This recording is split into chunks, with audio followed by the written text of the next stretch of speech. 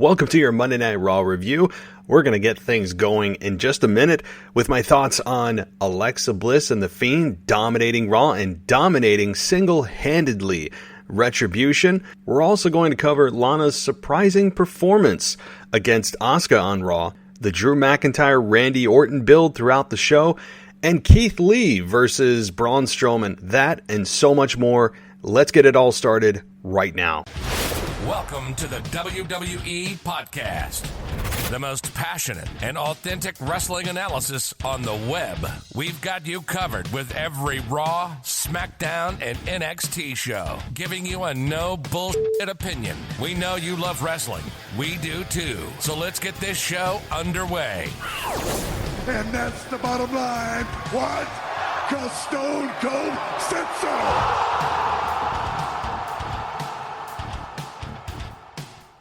Hey everybody, welcome to your Monday Night Raw review right here on the WWE Podcast.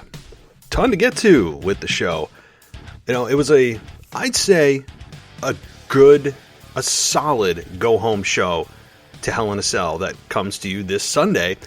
And we'll be doing, of course, a preview and prediction show Saturday night, and then a review coming with the Botch Guy on the back end of that.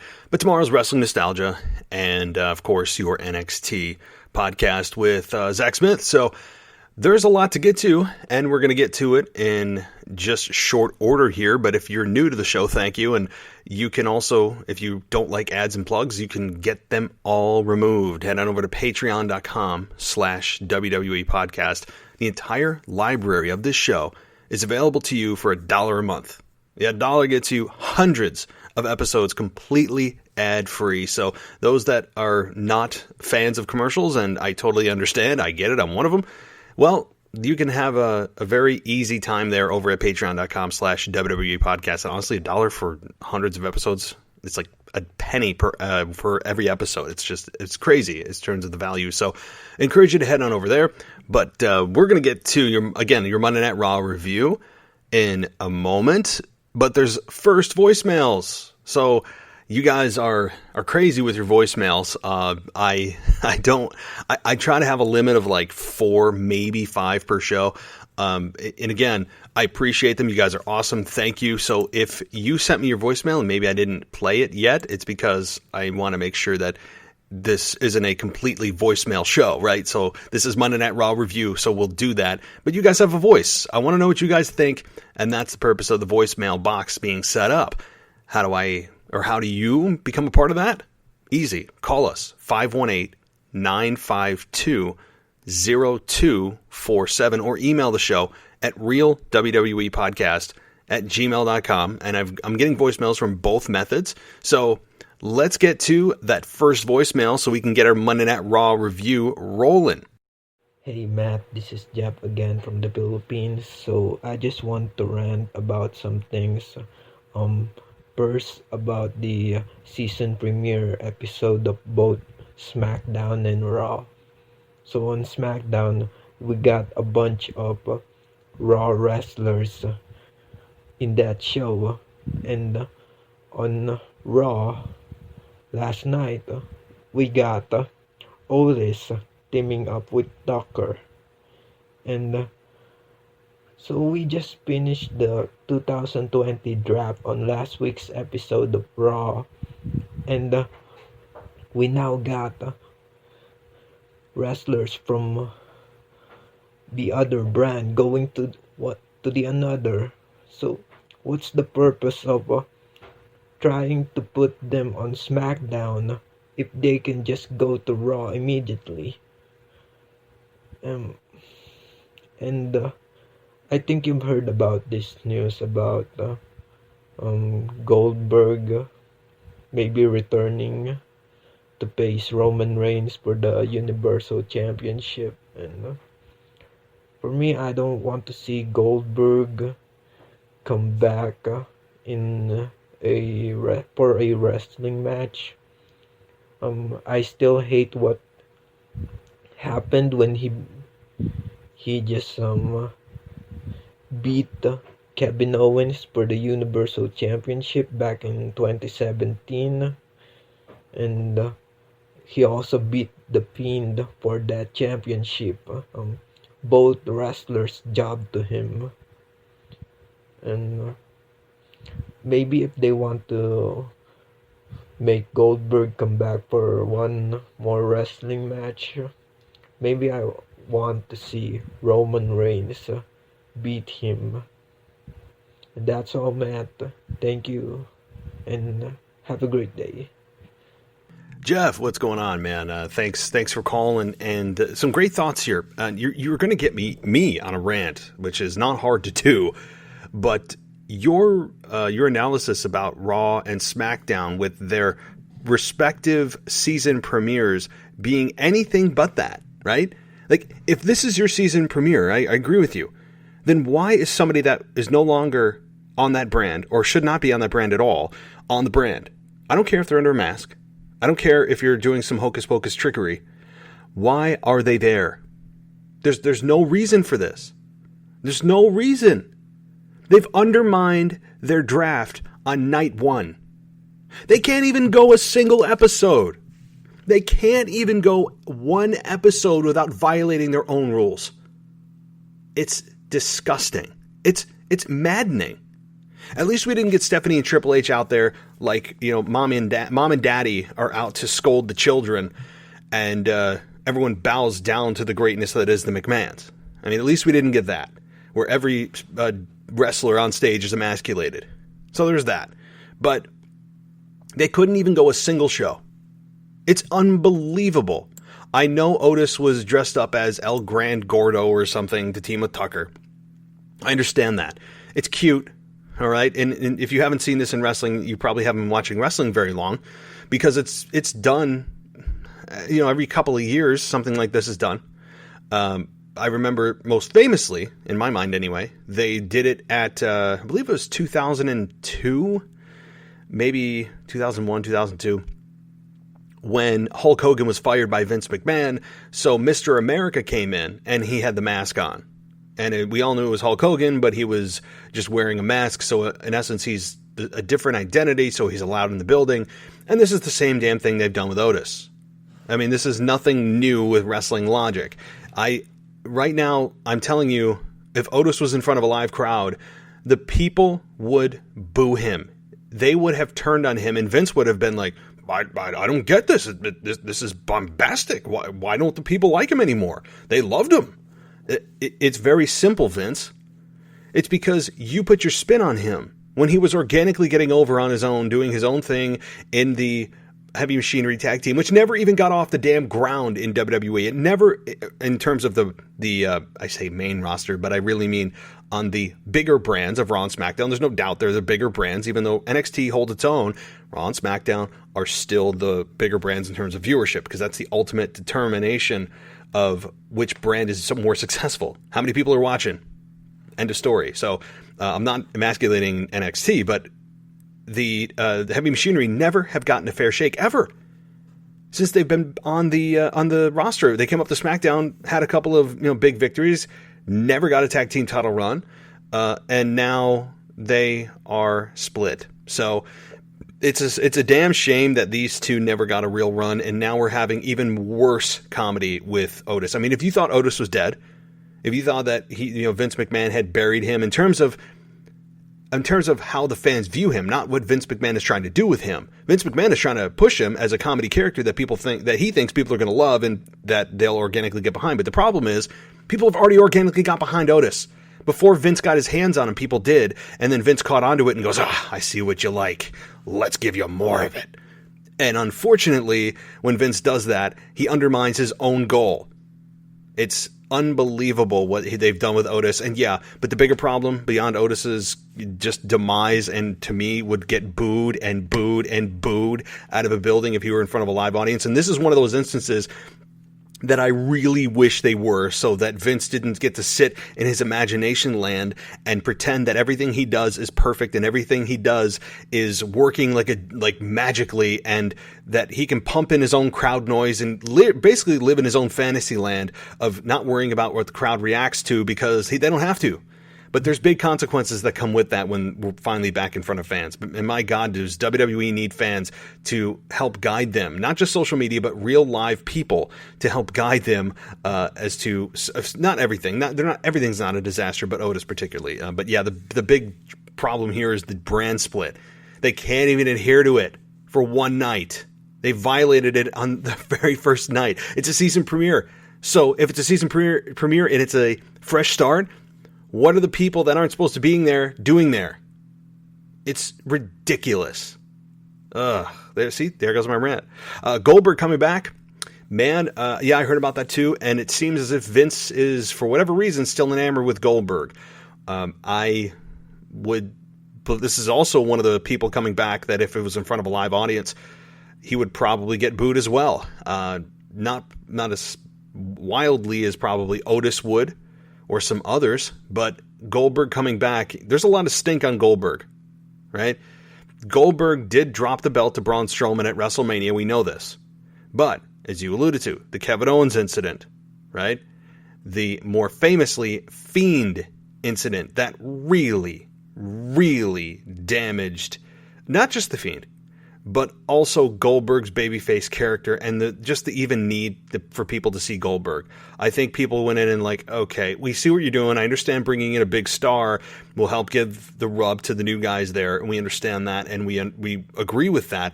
But you don't have Goldberg beat a guy that's going to be here 10 years longer than Goldberg ever will be. Maybe 15 years. If Bray Wyatt has a long career in front of him, what are you doing damaging a long-term character for a short-term gain of having Goldberg, a guy that's here once, twice a year, for that pop? I mean, it's not needed, and it was a terrible call. Terrible call. Awful. And then the whole jackhammer incident, I think, was somewhat purposeful by Bray Wyatt. I mean, it was just... there's so much that you could say about Goldberg and The Fiend that I tried to put that out of my mind, and now you brought it up. Boy, you've got me on fire, Jeff. Thanks. Appreciate it. Yeah, if Goldberg's coming back, I mean, I don't think anybody wants to see him back other than Vince. And I think he thinks that people want to see Goldberg versus Reigns because they feel like they got screwed out of it at WrestleMania, so Vince is still going to deliver. Honestly, I wasn't even thinking about that match. I wasn't thinking, oh man, we never got to see Spear versus Spear. No, I'm fine with it. I don't need to see a 2-minute special by Goldberg of just trying to go for his spear for 3 minutes. I don't need that. I don't need that. I don't need the Goldberg star power. It doesn't, to me, do anything for anyone. And I don't feel like I missed out at WrestleMania. I don't feel like I was screwed out of a match. I'm just not a Goldberg fan. I think he's the right guy at the right time, and he's got a great look, got a great body, not a good promo, intense as hell, great guy from what I understand, like an actual really good dude. But that's irrelevant because it's not really a matter of if you're a good guy or not in real life. It's a matter of does your wrestler, the persona that you put on, is it big enough to bring back to help other guys be elevated? I mean, I just don't see the need to have this done. But, okay, moving on to the next voicemail. Hi, I'm Kyle from Baltimore, Maryland. I wanted to talk about the Sasha Bailey Hell in a Cell match. I think that should be the main event. It's the big story for the show. And when Sasha wins the championship, which I hope she does, hopefully she'll have a long title reign like everybody else does, and start a feud with Bianca Belair. I think that should be a good feud, but what do you think about that? Sasha has a long title reign finally in her life in WWE. It's phone call. Bye. Hey, Kyle from Baltimore, Maryland. Nice area, by the way. Actually, more Ocean City area is what I used to go for vacation, but nonetheless, thank you for calling in, and welcome to the show. And well, here is what I'm thinking with Sasha and Bayley. I think, as it stands right now, that Sasha does not get the championship at Hell in a Cell. I think they want to string this out a little more. And, the more I think about this whole program, number one, I think that Sasha will eventually capture it. There's no question. And I agree with you that I want her to have an actual run with it, not just that's just Sasha's Achilles heel. She can never successfully defend the championship. That's what she's known for. No, No. I do want her to have a significant run, but I also like the chase for a babyface. It's always fun when the babyface chases the heel and then they finally climb the mountain and they get to it. Now, I have a lot of problems with this rivalry that I never thought I did until I listened to other shows, other wrestling podcasts. Believe it or not, I do. And I'm not trying to hijack other people's ideas. But when it sparks an interest in my own, like, kind of subconscious of what is wrong with this program? Because I have been praising the whole build to it. It's been very well done. We've all been waiting for the turn of Sasha versus Bayley. And I have no problem with them facing one another. Now, on the surface, superficially, we're going to get to the deeper problems in a minute. But superficially, why is their second match at Hell in a Cell? It's not their first match, by the way. I know many people, it's their first match at Hell in a Cell. I've heard other shows talk about that. It's not. They had a match on SmackDown, of which I don't know why the hell they would put that match, the match that everyone's been building to, even if it's just a stepping stone and not a destination, why the F would you put it on SmackDown instead of trying to do it? And they did it the Friday before the draft. Why the hell would you do it on SmackDown instead of at least doing it at pay-per-view? Nonetheless, that's a small thing compared to what I'm going to get to here. The Hell in a Cell itself should be match 3 or 4 for these ladies, these women. It should not be match 1 or 2. So the whole deal of, if it's first or second match, it's still at the beginning of the program. Just terrible timing on the part of the Hell in a Cell pay-per-view dropping, meaning their schedule, WWE's schedule of pay-per-views just happened to be Hell in a Cell month, and guess what? Any programs that are going on get inside the cell. Stupid. You guys know how I feel about that. Which now you're also seeing the drawbacks of it because it doesn't make sense. These two are inside the cell on match 2. Doesn't make sense. Hell in a Cell is a blow-off. So, that's superficial stuff. And it's bad in and of itself in its own right. But here's the bigger problem I have with the program that I absorbed this from other podcasts that you guys all probably listen to, and that's cool. But I'm going to piggyback on it and add to it. Sasha didn't really turn babyface. She got turned on. And now we're supposed to feel sympathetic because she didn't turn on Bayley before Bayley could turn on her. Think about that. Sasha didn't turn babyface and say, I'm trying to do the right thing, and you really no. No. The whole premise is that Bayley turned on her before Sasha could turn on her. So it's kind of like this. Remember when Seth Rollins was with the Authority, and then the Authority dumped Seth Rollins, and then Seth Rollins became babyface apparently by default, because he tried to get back with the Authority, but since the Authority didn't want him any longer, now he's a babyface? How does that work? It's the same thing here. Bayley dumped Sasha, and now we're supposed to feel bad for Sasha because Bayley dumped her. But Sasha's still the same person. Nothing has changed in Sasha, at least nothing that we have seen or heard from her, other than she likes to wear latex jumpsuits. The outfit she wore on SmackDown. It was just obscene. We didn't get anything, and I haven't got that big fire promo yet.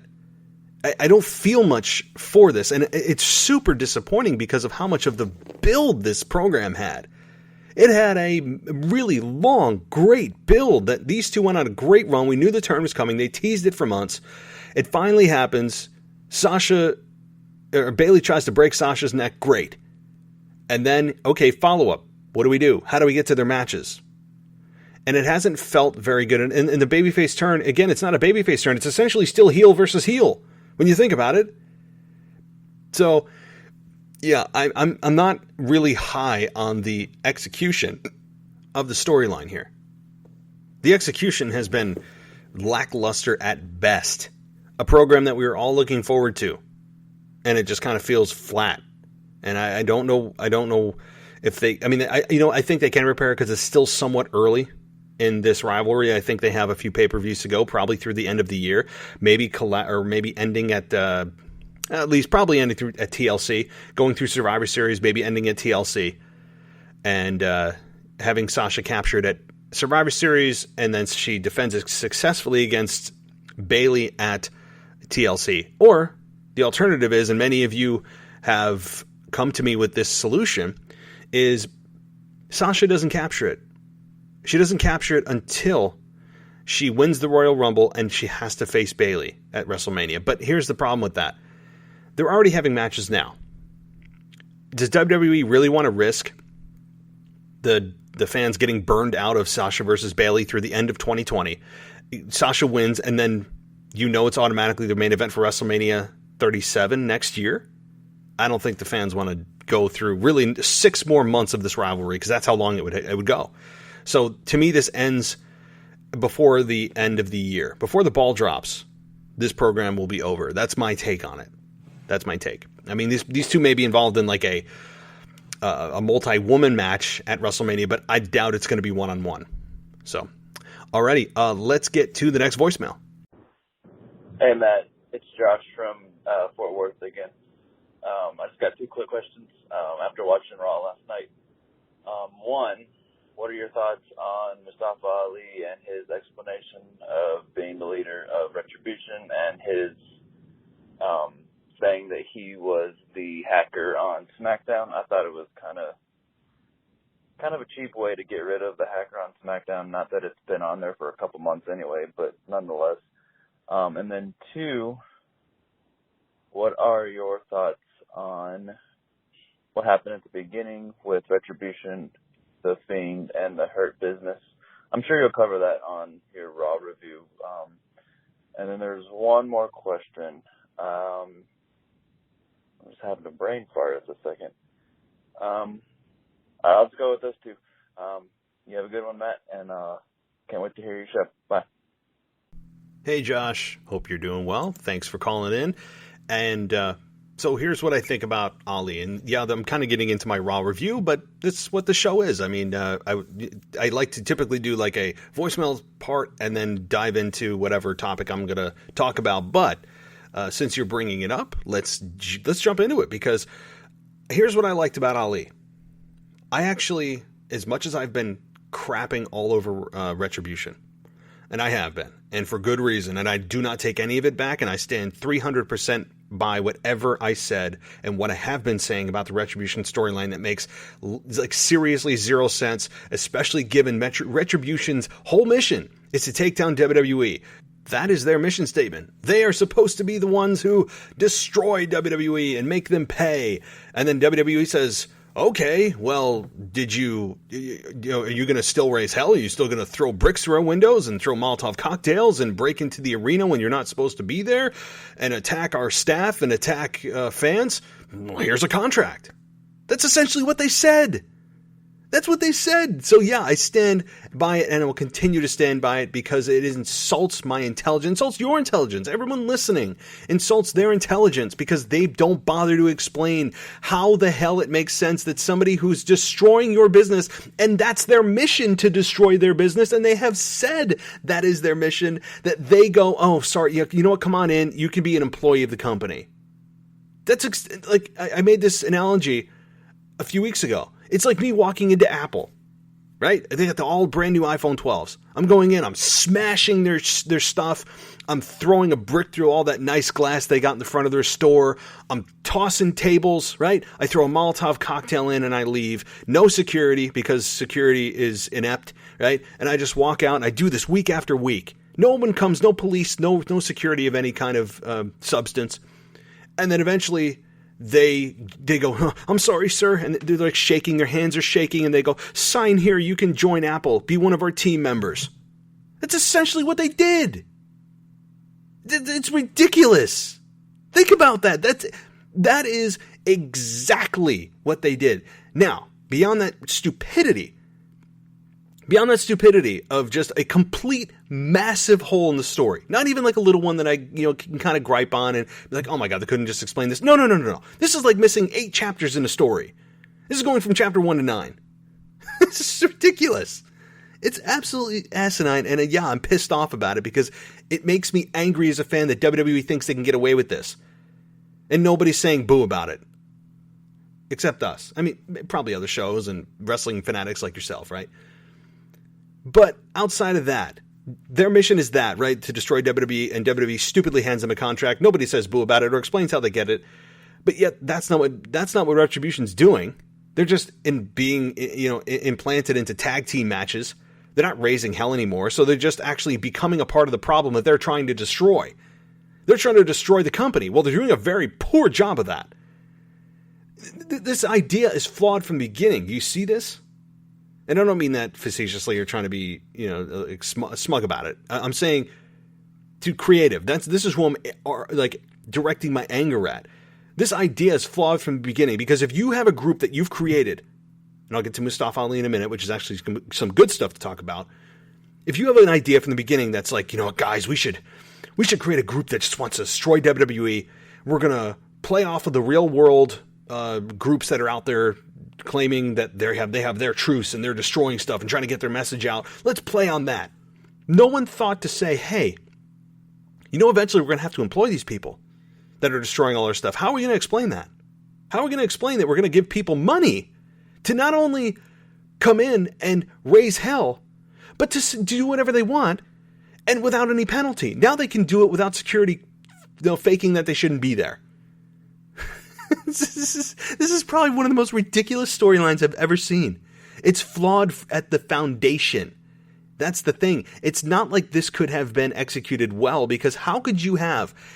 I don't even know how they could have even done this correctly, because of the fact of their mission statement. They're trying to destroy the company. They're trying to seek revenge on the company. In what world? I don't even know a scenario in wrestling fantasy land that I could come up with that would make sense for WWE to even have their hand forced to sign the contracts for these individuals. And where the hell are the other individuals? Apparently there was like 30 of them at one point. Then there's 10. Now there's 5. Now there's... I don't know. And I can't even take the names of these people seriously. Outside of Mustafa Ali. I can't take T-Bar, Mace, Flapjack. Again... These did they just watch a bad 80s action adventure movie and just go, hey, what are the names of the bad guys? Seriously. Listen to the name. I can't even say those names. They're not laughing. They're terrible. Now the costumes, the outfits, they're okay. I don't think they're super ridiculous. I mean, they're not, they don't knock my socks off, but I can't even take the name seriously. T-Bar, Mace, Flapjack. God, I mean, really. I'm serious. It sounds like a bad 80s movie flick, doesn't it? So, Mustafa Ali, the good part. Every time I talk about Retribution, I just go off. I just can't believe they did WWE. And I'm more, I'm not even angry at the individuals who are playing this whole part here. I'm angry at creative. And Vince, for allowing this and not thinking this through. There was no thinking through on this. They just looked on the surface and they just executed something without actually looking at the details of the implementation and the long-term impact and where they want to go. They took 8 weeks to actually have somebody say something from the group. Okay. All right, I'm going to get heated again. So, good thing. Mustafa Ali. I liked his explanation, despite all the flaws. I like what I'm seeing from Mustafa Ali. I like his cadence. He easily delivered the best promo of his career. Very well spoken. I think he's showing what he can do. So as terrible as the logic is for all of this, Mustafa Ali is the shining light here. Because what he talked about was that he had time off and that how he can cause chaos with a laptop, a cell phone, right? And that he revealed he was the hacker.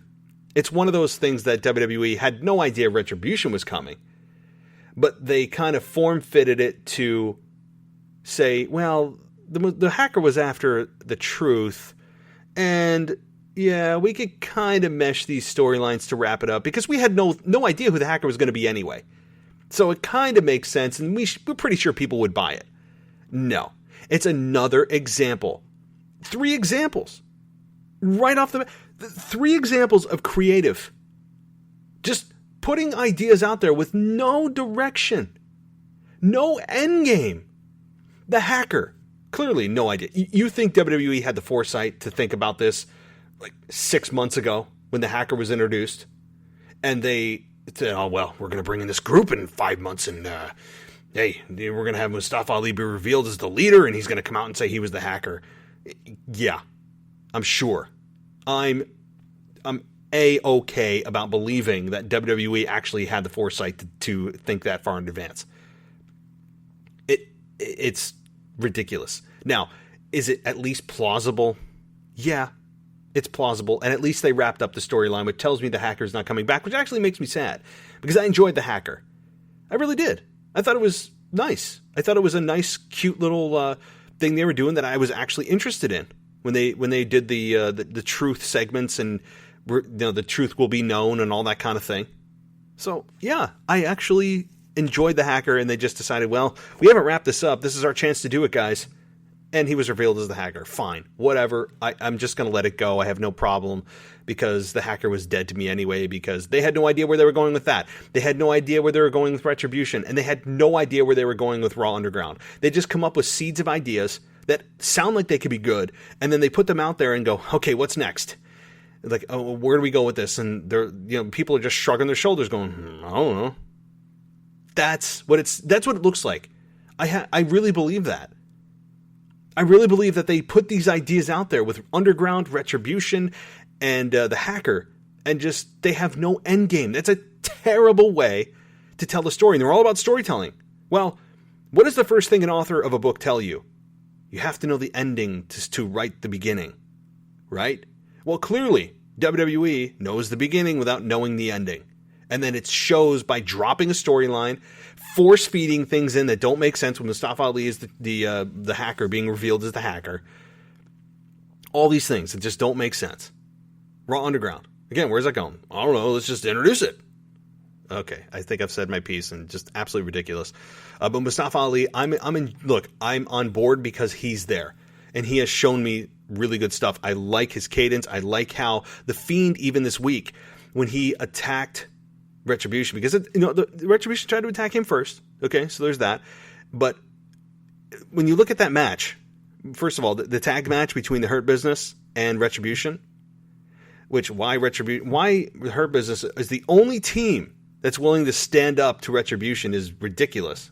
If you truly have guys that are, who are supposedly there to wreck your livelihood by trying to shut down and wreck the company that you have worked so hard to get into and have a multi-million-dollar contract with, wouldn't you think other guys would step up and say, hey, no, we're all banding together. These a-holes are out of here, right? And apparently the Hurt Business, who at the beginning told Adam Pearce that for money, they will help defend Raw. And they're the only ones, and they are heels who are coming after Retribution. And they're the only ones. That's it. No one else cares to bother to face Retribution. Yeah, they've dabbled in the Fiend now, but when you look at the tag team match at the Open Raw, the entire ring was heels. The entire ring. There were no babyfaces in that ring. Outside of the argument that you could say, well, Bray Wyatt maybe turned babyface, and maybe you could argue that he's been kind of an in-between guy anyway the whole time he's been the Fiend. I don't ever think he's been a true heel. I don't. They just haven't booked him that way. He's too damn cool. He's the cool heel. That's not a heel, right? That's kind of the gray area, but he's so good. You're not gonna ever boo him. It's like the ooh and ah spectacle. But you're not gonna boo the Fiend, typically, or ever. I don't even know if the Fiend's ever really been booed outside of the terrible Hell in a Cell debacle that happened last year with Seth Rollins.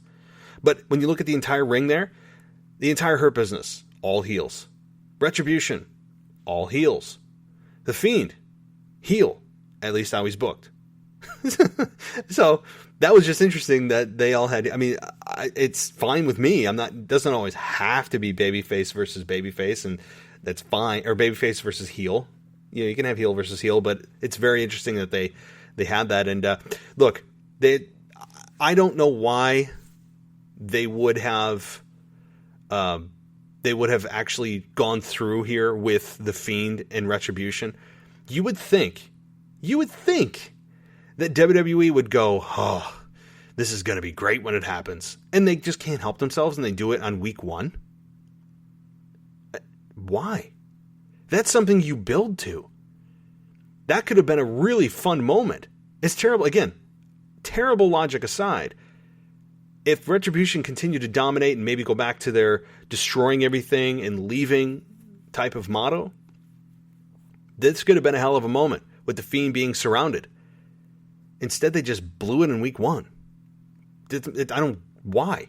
Right? That could have been a really cool moment. And yeah, it still was kind of interesting. It was interesting, but I don't want to say interesting. It should have been awesome. Awesome should be the adjective I'm using. Instead, it was just kind of like interesting. I can't think of anything else. And the Fiend does his hocus pocus with Alexa Bliss, disappears. And Alexa Bliss is killing it, by the way. Alexa Bliss has got her career completely revived. She is selling it 100%. I love that connection there with the Fiend and Alexa Bliss. I hope this doesn't go anywhere. Again, I don't know the end game, but I'm fine with not knowing or really thinking about it and just having Alexa Bliss continue to be brainwashed and possessed by the Fiend. Fine. It's working. I love Alexa Bliss as a character. I think she's got way more to offer than just the terrible talk show that she got lost in with Nikki Cross, being kind of like the not funny mean girls that are running a talk show, and Nikki Cross is just really good in the ring. Bombastic, crazy personality, but I do not like her as a babyface. She's obnoxious to me, and I never liked her pairing with Alexa Bliss. But that's off the point. Alexa Bliss's career is now revived officially. She is back into complete relevancy in a main event style, right? She's back in that position. Yes, she's not competing herself, but boy, is she getting an awesome rub right now. I know so many people think she could compete for a women's championship. Absolutely. Absolutely she could for the Raw Women's Championship, and she very well may face Asuka sooner than later, where the Fiend interrupts on her behalf to scare Asuka, and Alexa Bliss captures the Raw Women's Championship. That would be awesome. So, wow, I am really hauling it. And again, guys, I know we're still in the voicemail segment, but those of you that want me to get into Raw, I just did it for you. So, all right, let's get into the next voicemail here. Yeah, hi, it's Tim from Arlington, Texas.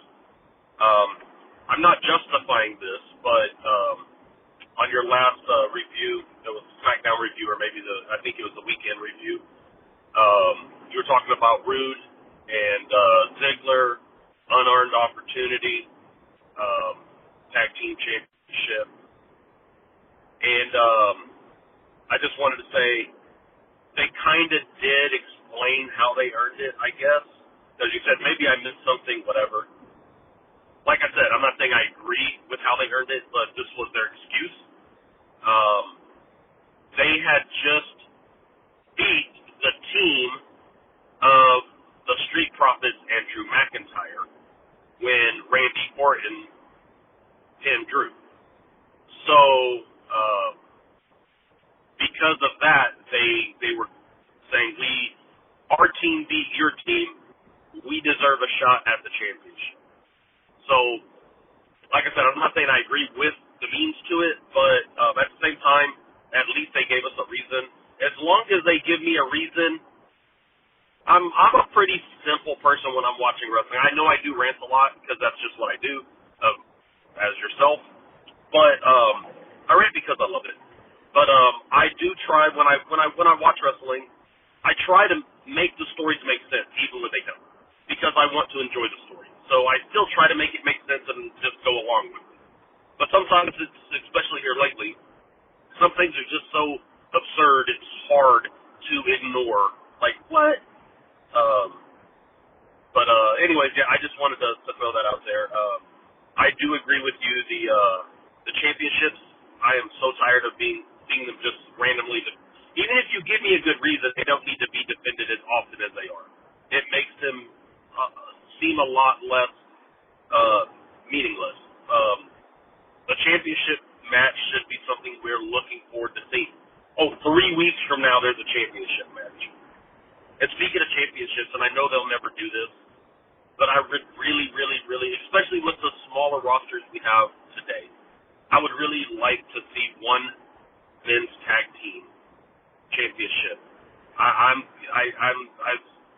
The 2 championship belts, one per thing, it's just not working for me right now because the tag team games are so low. It's like, who do you see? I mean, who's going to challenge you? You and the 2 other teams, or maybe they'll throw together another makeshift team so that there'll be somebody new to challenge. It's just, I would like to see that go away. But that's all I got for you. Thanks. Hey, Tim. Thanks for calling in, as always. Very good to hear from you. Good thoughts, and thank you for clearing up the tag team debacle. I believe I even said, if someone understands why they got a tag team championship opportunity, please let me know. And you did provide one. And, I stand corrected. At the same time, I would say, well, number one, I think they are deserving. But at least tell me that if they win this match, that they will then get a championship opportunity. Just because just because you beat a tag team champion team that is in a non-title match doesn't automatically afford you a opportunity at the championship. Now, more often than not, it does. And I understand why. I'm not ranting on that. It's perfectly logical. But at least, instead of saying to me, with the announcers, or as the narrative of the story, when the announcers tell me this, like, well, if they beat so-and-so team, that'll put them right in the running for a tag team championship opportunity. And that's all they do, right? That's fine if they tell me that. But the matchmakers, creative, somebody should say definitively, if you win this match, you'll be the number one contender. It doesn't always have to do that. But more often than not, it's just, well, you won the match last week, so now you get an opportunity. Well, I didn't know that before I had the match. And the fans didn't know that before the match actually happened. And it's not something that they're very direct or clean about telling you. It's just happenstance. It's just, they happen to win last week against a top team, or even the tag team champions themselves in a non-title match. That automatically gives them the opportunity. Well, if the tag team champions knew that if they lose, they will have to defend their belts against that team, wouldn't they maybe have tried harder? Again, in pro wrestling land, right? So I guess I'm just not a fan of when it's just arbitrary. It's kind of like very vague of when opportunities are given. And your explanation is absolutely valid. I just don't like how WWE isn't clear about it when they present these matches. Make it feel more important. Tell us that if they win, they're going to get an opportunity at the tag team championships. Don't tell me it may put them in the running or a big opportunity. Oh, this puts them right in the conversation for the Raw Tag Team Championships. No. Somebody needs to make the decision somewhere that it makes it like the narrative needs to change when these matches are happening. Or maybe they don't even foresee this and they just go, well, they beat the tag team champions last week, let's just give them an opportunity. There's just no clear direction sometimes. But I understand, and thanks, Tim, for your clarification. And I also noticed your comment about that you want to enjoy wrestling, and I do too. That's why we're here. That's why you're listening to this podcast, and you're 43 minutes into a podcast that's all about wrestling. So if you're listening this far, then you are a true diehard wrestling fan. I would say the casual fans probably don't listen to podcasts. The ones that just kind of tune in every other week or once a month or check in, especially on WrestleMania, those people aren't listening to this. But I will say that if you have to try and you have to consciously try to fill in the holes, it takes you out of the moment by filling in the holes. When you are trying to piece together a story that WWE should have told you in the first place, guess what? That means they didn't do their job, and now you have to expend the brain energy to come up with an explanation of how things are happening. And I know that we're not stupid people. I mean, the unfortunate stereotype of wrestling fans is that we're not too intelligent. We're all just kind of like lazy, just lazy, unintelligent people walking around this earth. I really don't think that's the case. I think there are all walks of life who like wrestling, just like there are all walks of life who like the NFL or MLB. It's just, unfortunately, wrestling fans get a bad rap for whatever reason. And I don't know if Vince is stuck in that mental pit of thinking that wrestling fans either don't care or maybe aren't as intelligent as he may think they are. They're more intelligent than he may think that they are. And he just doesn't bother with those kinds of details, thinking, oh, we don't need to spend energy on that. We need to focus on the main event. We don't need to, I think it's a very telltale sign. There's a lot of T's for you, that those types of things happen more often than not, where, as you said, Tim, we need to think about and fill in the holes that WWE either was too lazy, and didn't bother to put in the time to tell us so that we could have a coherent story and actually have an experience through the story that you're telling. When I have to fill in, it's like writing chapters in a book. We go from chapter 1 to 3, and we're like, hey, wait a minute, where's chapter 2? And WWE's like, the fans will fill it in. They'll figure it out. They'll write chapter 2. No, that's not how books work, right? I'm not even talking about super little details. I'm talking about, like, sometimes, like I said with the Retribution thing, massive holes.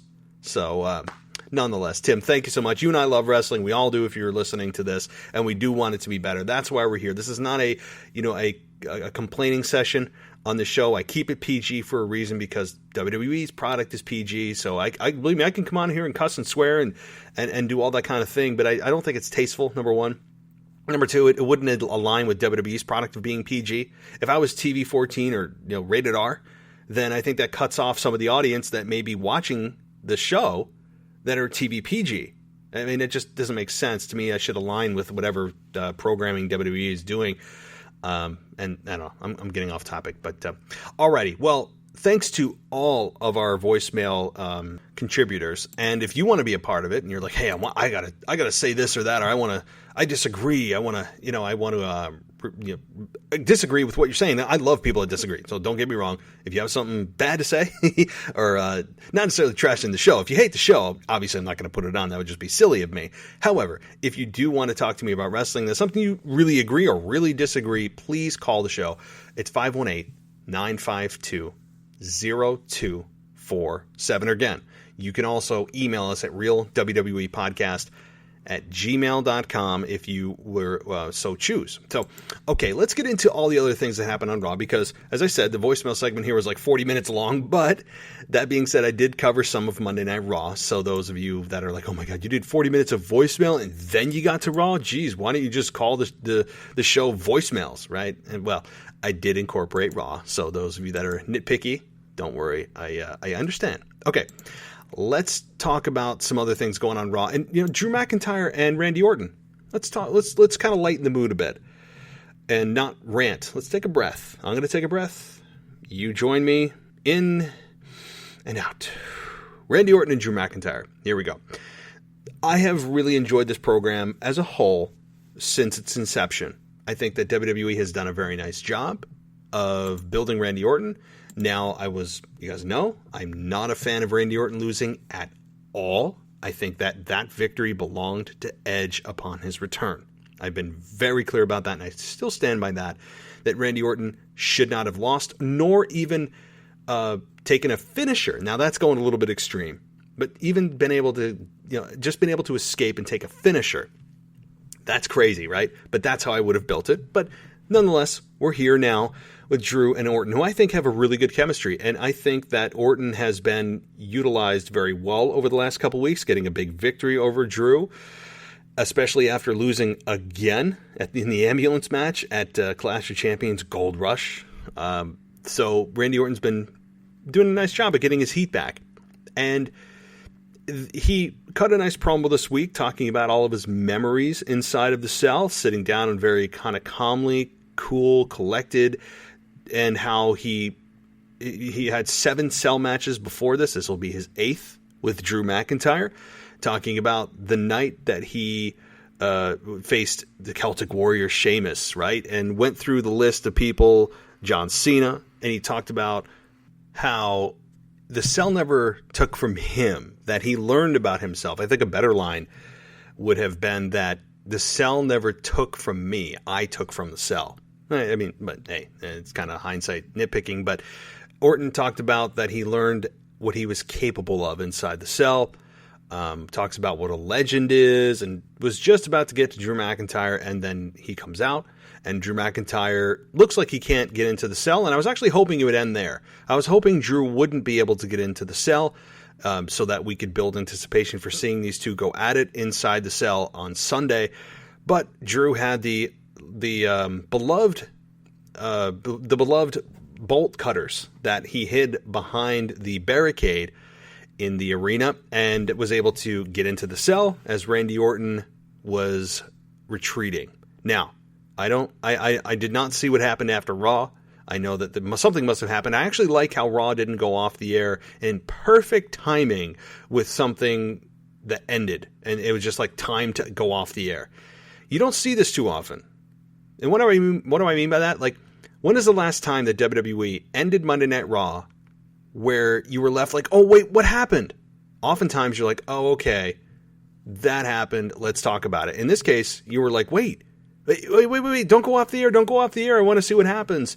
That very rarely happens. So I enjoyed that. I enjoyed wanting more, because it's very rare in today's product that we are left wanting more. Very rare, because we're so overloaded with a 3-hour Raw, which I still believe they should put down to 2, but they won't because of advertising revenue. And I understand that. They're a business. I get it.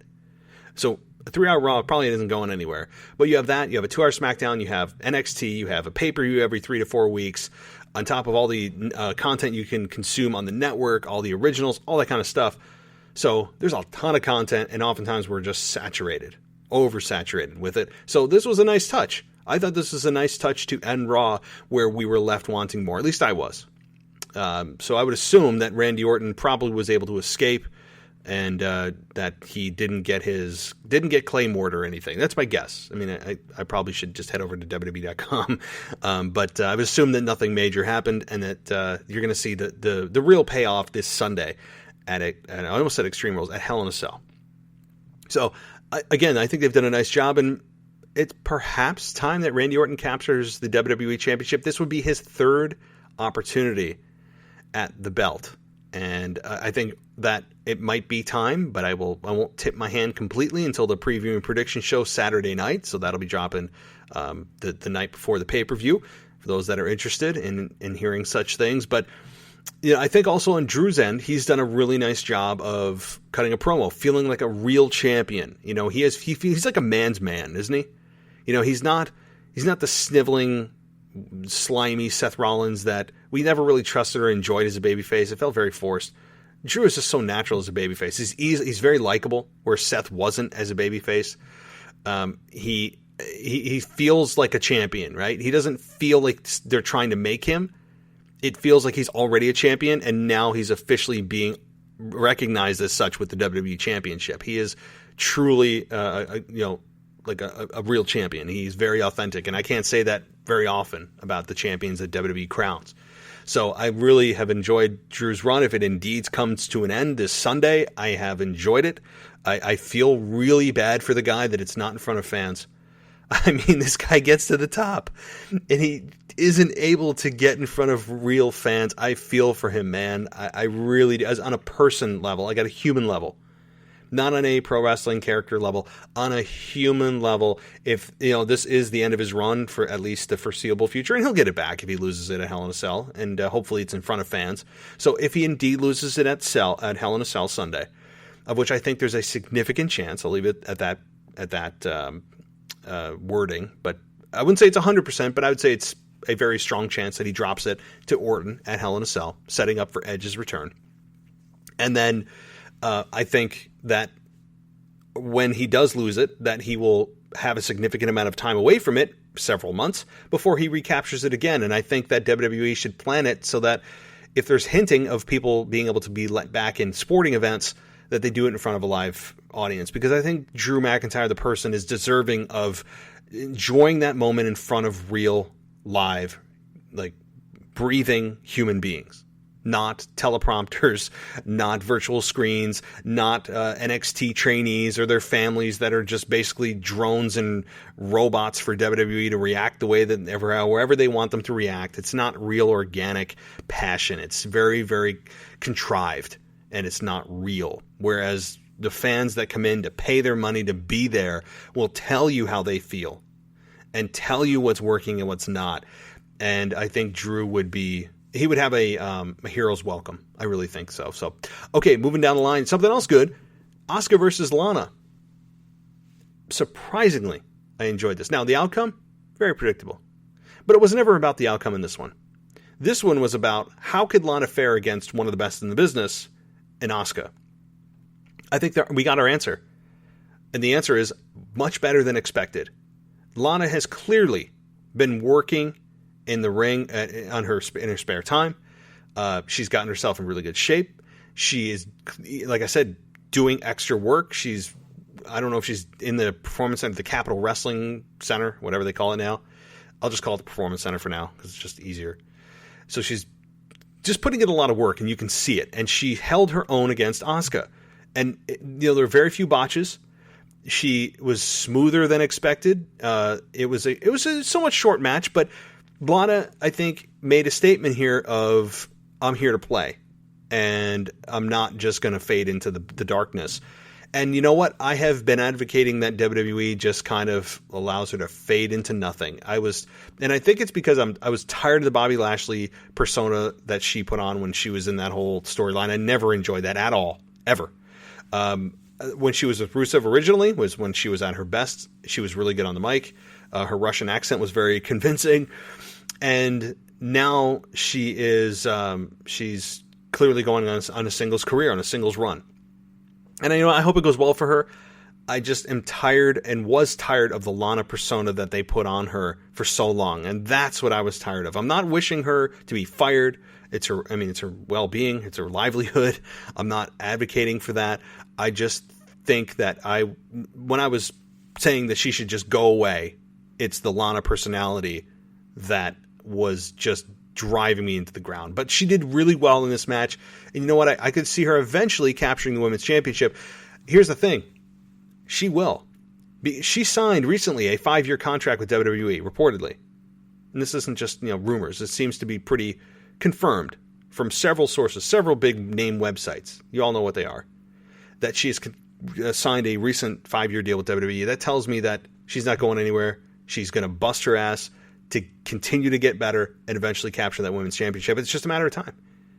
So they're clear, they want to make her a big star, and I think in due time it'll take some time, but she eventually, I think, will get there. She's got some ways to go, but definite improvement this week.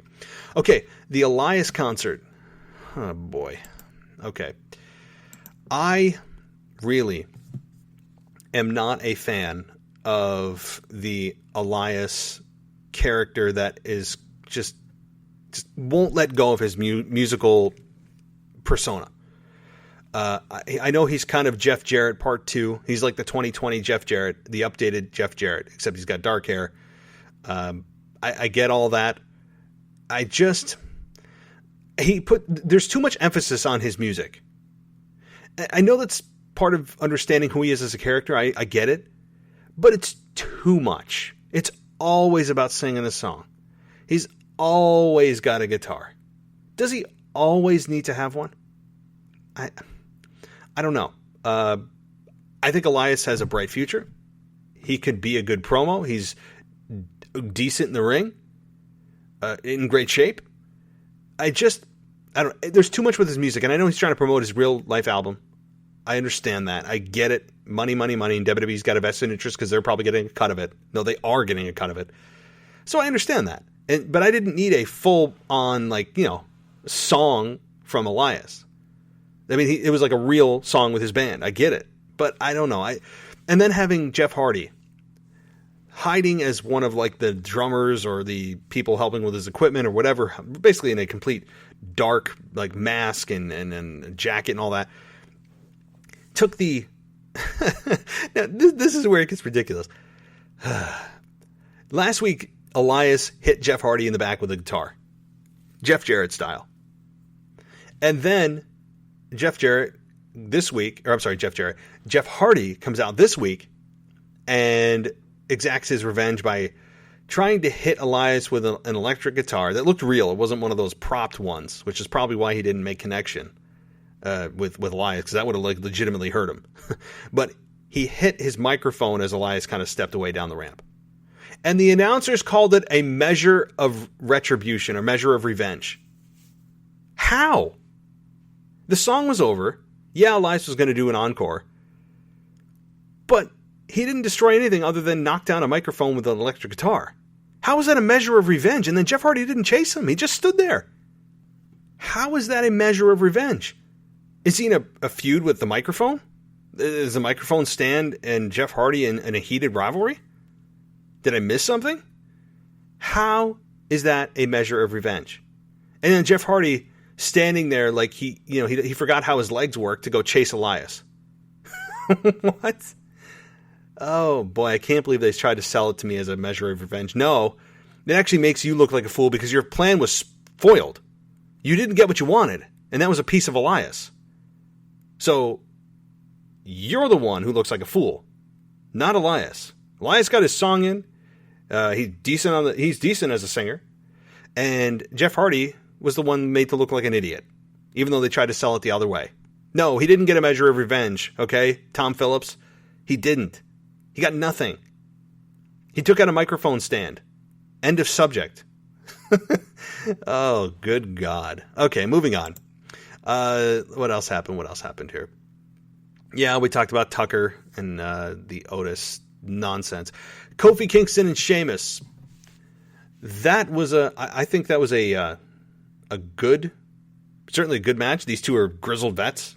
I mean, did you expect anything else other than a very good match? And that's exactly what it was. It was a Kofi Kingston win, very clean Kofi Kingston win with Trouble in Paradise. Somewhat short. I don't know what to make of this. Just kind of your ho-hum win for Kofi Kingston. And having New Day, man, all right, I've had too many rants this show. I don't want to go into another one. I will just calmly say, can we please, somebody, move on from the New Day gimmick? Or is WWE too scared to do anything with their cash cow? And New Day, let's be honest, they're a cash cow. They've got a ton of stuff that they've marketed. And I look, from a business perspective, money, because they're a for-profit company and you're ultimately interested in making money, I get it. It's a scary thing to break up the New Day completely because then their merchandise sales go pfft, and they make a lot of money for WWE. So I get it. And that's what their gimmick is, and that's probably why they will never give up on this New Day hip swiveling, pancake throwing, bootio talking group that is, to me, well past its expiration date. It's like you left the cereal on the shelf, and the expiration date is, from 6 years ago. That's awful. It's probably like, dry, maybe moldy. It's done. It's over. But there is clearly an audience somewhere out there for this group that finds them entertaining. I mean, it's why I don't know. I've never ever found Kofi Kingston entertaining when he was WWE champion, doing the hip swivel stuff and losing to Brock Lesnar after 6 months and then just going back to throwing pancakes like nothing happened. I mean, come on. It's ugh. The New Day gimmick to me was never ever my cup of tea. Successful, monetarily successful, successful with their championship runs. Yeah, no question. I just never, ever connected with that group. Never. But I can't deny their success. And ultimately, that's what matters, not my opinion, right? Okay. Moving on here. There's not too much left. Firefly Funhouse. Somebody asked me, what was that second symbol that he pulled out of his bin, that Alexa Bliss? Well, she did make an appearance. That was pretty cool on the show, in a very modified version of herself. That was really cool. I enjoyed Alexa Bliss on the show.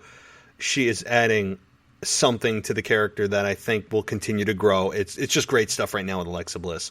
Can't say enough. So the second symbol that he pulled out, I honestly don't know. The only thing I can think of, anybody remember Mordecai? Maybe no. He held like a cross or something. Now, if you don't know who Mordecai is, I don't even know if I will say do yourself a favor, because it's not really doing yourself a favor by looking up Mordecai. He was really kind of an Undertaker ripoff back in the early 2000s. But I don't think it's Mordecai. I don't know what that is. But he paused and looked at it, and I couldn't tell. He brought out the mallet. We all know the mallet. And then that other symbol. Maybe somebody else has an idea out there. If you have an idea, please let me know. I'd love to hear your theory, thoughts, or just something very obvious I'm missing. So, but yeah, he talked about, Ramblin' Rabbit said he had a wife. He's feeling all fuzzy.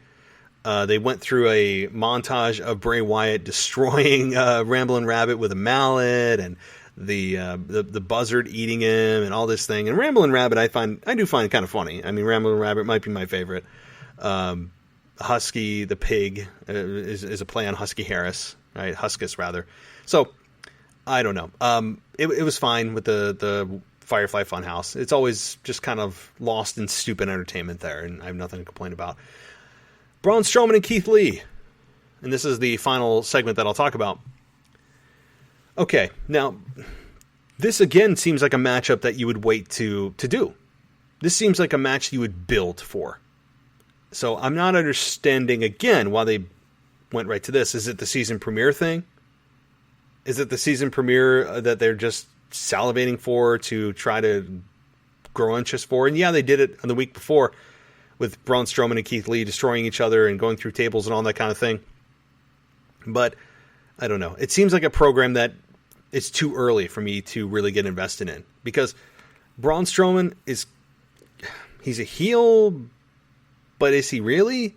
Because he got beat by Roman Reigns on SmackDown, and Roman Reigns is the ultimate heel, and that to me is such a good storyline with Jey Uso. I cannot say enough great stuff about Jey Uso and Roman Reigns. I alluded to that in my last show. But man, it's easily the best thing WWE has going right now. Even better than The Fiend and Alexa Bliss, which is in its own right very good. Roman Reigns and Jey Uso, the emotions that they're showing, the storytelling, Roman's emotions, he continues to mature as a heel. It's all damn brilliant. So I wanted to say that. But Braun Strowman gets beat down, so he has problems with his ribs, and Keith Lee takes advantage of that. And then Braun Strowman uses his head to hit Keith Lee in the southern region, and kicks Keith Lee in the face with just a big boot and gets the victory. So Keith Lee has now lost after a big boot. And yes, he got the low blow, so there's the caveat and the protection for Keith Lee and the excuse for Keith Lee as to why he lost. It wasn't clean. And then Keith Lee returns in kind with a kick to the groin. So it's kind of tit for tat. I get it. But I don't understand why Keith Lee had to lose here. I'm a fan of Keith Lee. I don't know why he would have lost really in a match that meant nothing other than just establishing superiority. I mean, it didn't really mean anything other than that. Why he had to lose here, I would have been actually fine with the DQ, count out, take your pick. I mean, I don't understand. It's interesting from this program. I'm not complaining about this program because it's interesting with two massive guys and they're both very capable. It just doesn't feel like there's a whole big backstory here. It's just like they're two big men and who can outdo the other? That's it. And I feel like there needs to be more. There should be more. Oh, the other thing I didn't talk about that I should have is... a couple things. Jeez, how did I miss this? I don't talk about it quickly, so we'll wrap up the show in a minute here. But Nia Jax and Shayna Baszler, who attacked Asuka and Lana. I think they're going to do some big things with Shayna Baszler and Nia Jax. And, could I see Nia Jax as women's champion? Yeah, I'm not a big fan of her as a character or as a person from everything I see and read. But that's just me. I might have seen things that maybe were taken out of context, but from what I know, not a big fan of either person, real or wrestling persona. But the whole Asuka versus Nia Jax program is clearly what they're building for. I think Shayna Baszler is actually taking a secondary seat here, which is weird. But that's clearly what they're headed towards. And Lana gets put through yet another table, by the way. So there's that. The AJ Styles that I wanted to talk about. AJ Styles versus Matt Riddle. Again, I think this is a matchup that you can put on any show, and it's going to be a really good match. I don't know why AJ Styles never talked about the elephant in the room, like literally the elephant in the room, and I don't mean that disrespectfully. This just absolute giant of a man with Jordan, and boy, oh boy, if I say his name wrong, people are going to just tear me up, but that's fine. It's Omo, oh boy, Amagbin? Amagbahin? Amagban? I'm just going to say Amagban. Jordan. How about that? Jordan O. We'll go with that. It's much easier for me. So, I like this new dynamic with AJ Styles. He needed something new. We've been saying that. Other shows have been saying that. Wrestling fans, I think, in general have been saying that. He needs something new. And while it's not a personality change he got, or a ring entrance change or an attire change, he added a person. And I believe this is the man that, and I could be wrong, that was basically the bouncer for Raw Underground. And so now he is now the, I would assume, the personal security for AJ Styles. And AJ Styles gave zero explanation as to why or who he is. Outside of the announcers telling you who he was, AJ Styles didn't even acknowledge him beyond Jordan refusing to leave the ring when the referee asked him to for the match. But AJ Styles didn't talk about his connection, why he was there, and you know what? Like, fine, okay. But I would like an explanation soon. I don't know. I mean, it just, to me, when WWE does these things and they don't give you an explanation for multiple weeks, it tells me they don't even know why they did it, and they were trying to come up with something. I have no faith. See, I have no faith. WWE does something and then they don't explain it. So we will get an explanation, hopefully sooner than later. But I like it. I like this pairing a lot. The size difference is insane. This man is a mountain, and he doesn't speak. He's got a great look. I'm a big fan of this. Again, it's week 1. This completely could get torn down and be a disaster, but I like it. I like it a lot. And so we'll have to see where this goes. Alrighty, well, I hope you guys enjoyed this. Again, by the way, I have Twitter at wrestling_audio. That's wrestling_audio on Twitter for those that want to follow me. We'll be tweeting throughout the Hell in a Cell pay-per-view for my thoughts on that. It's great to be back on Twitter with a pay-per-view in hand that I can actually rant or praise or whatever it may be. And so that's coming up this Sunday. Tomorrow is your Wrestling Nostalgia. Still looking at some topics here. I'm looking at the pool of things that you guys have submitted to me, so I'll be digging through that and choosing something for Wrestling Nostalgia tomorrow night.